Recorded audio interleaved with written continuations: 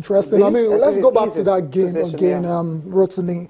Obviously, that one at the top, that column at the top, 4-0, that's what really matters. But in terms of the game itself, United were not that bad. I mean, they dominated, in possession, attempts, okay, shots on target. Chelsea had the edge there and they scored 4, obviously. United didn't score any. Corners 7 and 5, and fouls are 17 for United. Like I said, Rotimi, United didn't play badly, but they made a lot of mistakes that were punished by Chelsea. Mistakes up front, mistakes in the defense. The one in the defense cost you, helped you concede enough goals that looked like an humiliation. Yeah. And then the ones up front didn't make you get goals. So that's the summary of what happened yesterday at Stamford Bridge. Everybody knew if you go into football, if you don't get to take your chances, you get to be punished. So it's either you go, you earn a draw if you are very lucky, or you fall on the losing side. That's what happened to United. And that early goal, surely. That altered the game plan for Jose Mourinho totally. You don't concede a goal as early as the first 35 seconds. And this is another thing that we've noticed this season about the United side. When they play top quality sides, there's this timidity, going into the game. It happened against City. It has happened against Chelsea. It didn't happen against Liverpool. It didn't happen against Liverpool and Leicester. There was this aggression. What you saying in a way? What you saying in a way is that United fear factor is even not back, even with the likes of Pogba, Zlatan, and Jose Mourinho. It's not back because the players themselves have this bit of. Maybe I shouldn't use the word timidity again, but there's this you're not consistent. Yeah. You don't want to make mistakes. You don't want to put yourself under much pressure going into any game. The spotlight is always on a Zlatan, always on a Pogba. He goes into the game and feels, if I don't play well, I'll get abused. Obviously, he's not playing well. What if maybe he can be better? There's something the game about against Jose Leicester, Mourinho. he did play well against Leicester City. Now, that's why I'm saying that it's a team. What if he get benched in 2 or 3 games? Is it because the money is just so much? If he gets the question is because you have a one matter, you have Carrick anytime this player. But the question is for a United. The way they play. For a United, what if he gets benched and these guys get to play, and we see if there's a difference? If he gets benched, Cecilia, if Pogba gets benched, I think United will struggle. Really? Okay. Yeah, because you look at the bench. Will they struggle? Will it be worse than this? Come on, they haven't won in 6. When was the last time they won a game? United? Cecilia. Yeah. 1 in 6, right? No. Cecilia. 1 in 5. No. They won on Thursday. Come on, PSV. I'm not talking about Europe. I'm talking about the English Premier League. You said when was the last time they won a game? United. In English Premier League. Oh, they won last. Okay. They won 1 in 6 or 1 in 5. No, 1 in 3. No, that's not true. You know that.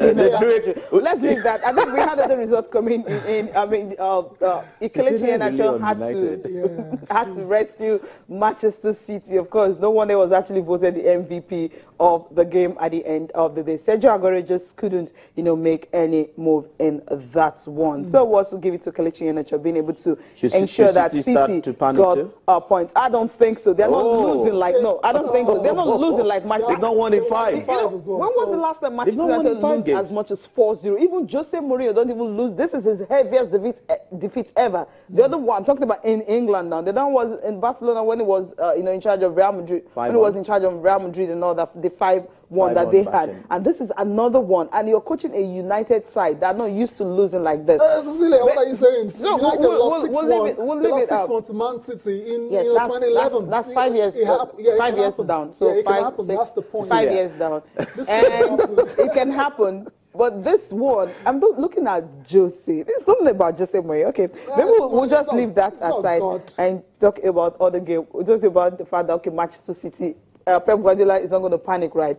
Because he's not losing woefully like that. At least he's not losing. He's not losing. How many games has he lost? He's not losing, but the team is out. The chemistry is out. What is happening? Who is at the top of the table right now? It's still City. Okay, thank you. So because they had a bad run of form, and the fans, you could tell after the game, they were boos, around. So you should know that there is pressure somewhere. Something is not working for City now, and they probably have to be worried too, and they have to look for solutions quickly. I don't know if you started taking your coaching badges, because to be a manager is a very tough one. Very tough. I mean, you do all the work in, a week before the game, game plan and strategy, and your players go on the pitch and totally mess it up. John Stones, what was he thinking about when he gave that back pass? I mean, Guardiola couldn't do anything about that. At all.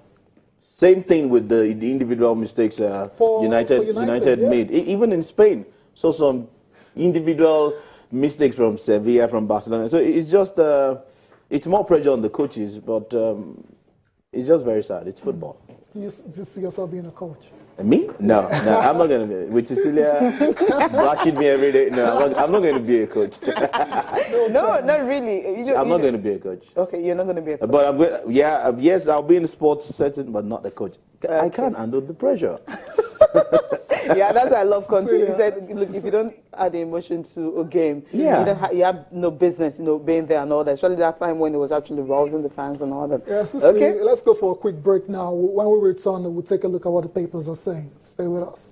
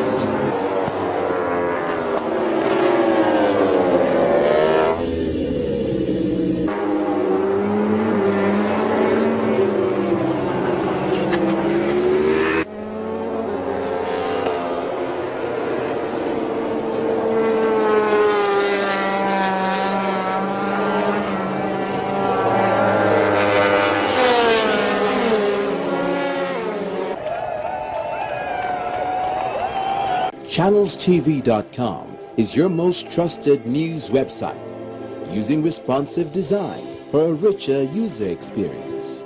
Get the latest information as it happens: politics, sports, business, entertainment, health, and more. Access our content on all our social media platforms. To access the world, you only need ChannelsTV.com. The news at your fingertips.